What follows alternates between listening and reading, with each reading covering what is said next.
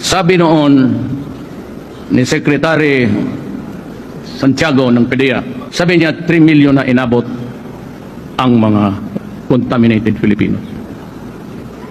Ayaw paniwalaan ng mga human rights kasi nga depensa ng depensa. O tapos sabi ko kay Bato, buksan mo yung records at sabihin mo sa akin ang totoo. Huwag mo akong lukuhin. Hindi ko akalain, nung nabuksan, ang putang ina, kalaban ko customs, pati pulis, pati lahat na. Paano mo ay mga general, nandun. Sila Luot, nandun. Si Garbon, nandun. Hindi, ang kalaban ko, mismo na ang gobyerno ko. Kaya kayong mga human rights, ganito yan. You shout almost every day kung may nakita naman. You just point to a dead piece of carcass. Tao pagpatay na carcass na yan. Saan nila yan? Tao sabihin mo human rights. Ang pinatay ko, sabi ng police, sir, ang pinatay namin 5,000. Sabi niya, ikaw sir, magkano yun? Ilan?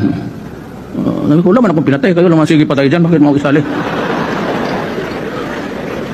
Sabi niya, sir, sabi ko, how many? 5,000?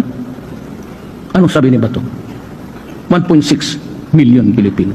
Utang ina ninyo.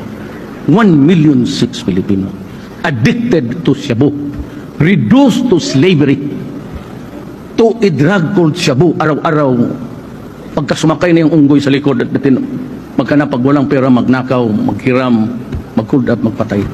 Tapos ituro mo sa akin, putang inang patay. Ilan? 5,000, and I have 1.6 million slaves dito sa Pilipinas. Sira na ang ulo, wala ng trabaho. If it is the head of the family, tatay o nanay, putang inang nasira yan. Ang pera para sa eskwela, pagkain, pamasahe, tapos na. Pinagabaon talaga ako. Wala.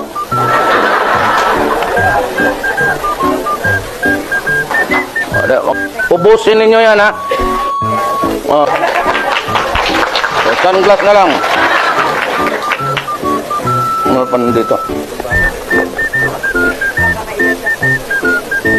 Wala. Hello, love. Postpone ang date natin. Naubos dito sa mga Maranao.